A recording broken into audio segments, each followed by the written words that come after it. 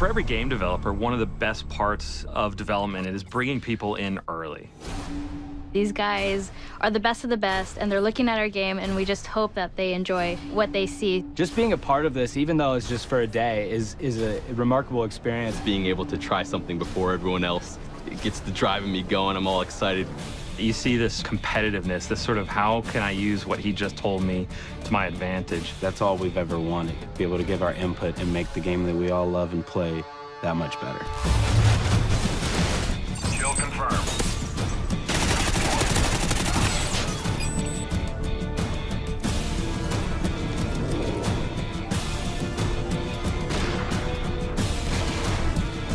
Crank really developed from the idea of playing again with the TDM rules. We've added this idea that once you get a kill, you become cranked. You start speeding up, you're running all crazy. And then you have 30 seconds to kill another enemy, and if you don't, you explode. And die.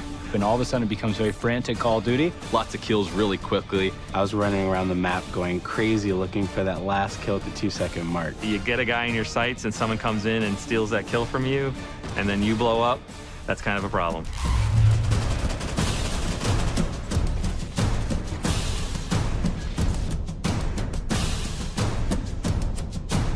With Search and Rescue, we realized we wanted to build upon Search and Destroy. It's a search and destroy type of game, except when you die, you drop a tag. Your teammates can go pick up your dog tags and revive you. But if the enemy gets it, you're out. It requires a lot more teamwork, a lot of communication when you're playing. You're playing chess, not checkers, when you play Search and Rescue. Creates a whole different dynamic in Search.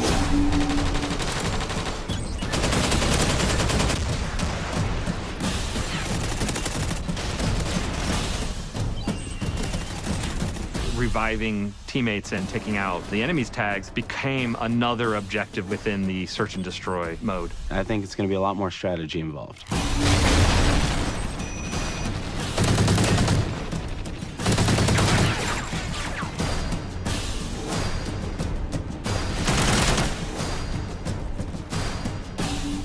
Now we have the contextual lean. Where you get up to a corner and lean left or right. I think it's great, and it's something that needed to be introduced into Call of Duty, and I love the way that it was introduced. Knee slide's badass. To be able to slide and then get into a position and be ready to roll in that position is a unique thing in Call of Duty. Basically, when you're sprinting, you do like a cool slide animation. I was sliding all over the place with that thing. And also the mantling ability. Basically, when you're climbing up on stuff, you like carry your momentum with you. I loved that. It just promotes faster gameplay, more swift movement.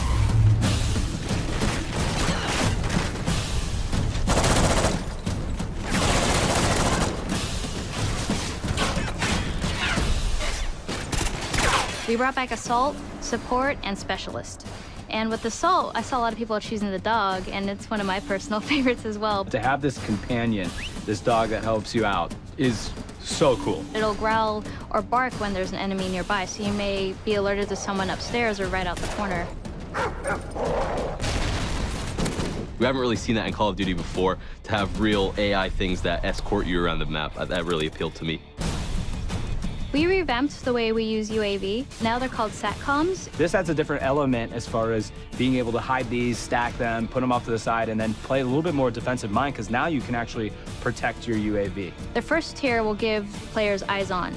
So when a teammate sees an enemy, you'll see it on your mini-map. When you throw down a second SATCOM, it gives you the traditional UAV that everyone's familiar with. And when a third is thrown down, that's when you see the directional movement of enemies. The other thing that I really like, where you can snipe from the helicopter. You go up into the air and you can control where the helicopter is on the map, but it's up to you to snipe off enemies. And trying to snipe the guy that's sniping from the helicopter is even much harder.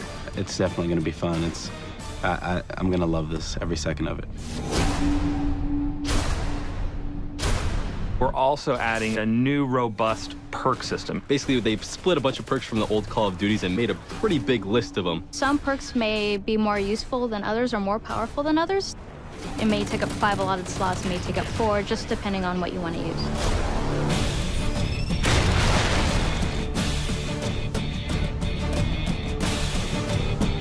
Usually when you're playing online, you have your headsets and you're calling out where enemies are, but sometimes when you're here in the moment, you forget to. With Battle Chatter, it picks up on where the enemies are and it'll notify you. And there's a couple times where I turned around because there was a guy screaming and I was trying to figure out what he's talking about. And he's right, like there's someone on my 6, there's someone behind me. It gives you a better sense of where enemies are, even if you're kind of shy and you want to stay quiet throughout the game. Got hostiles near the wrecked ship!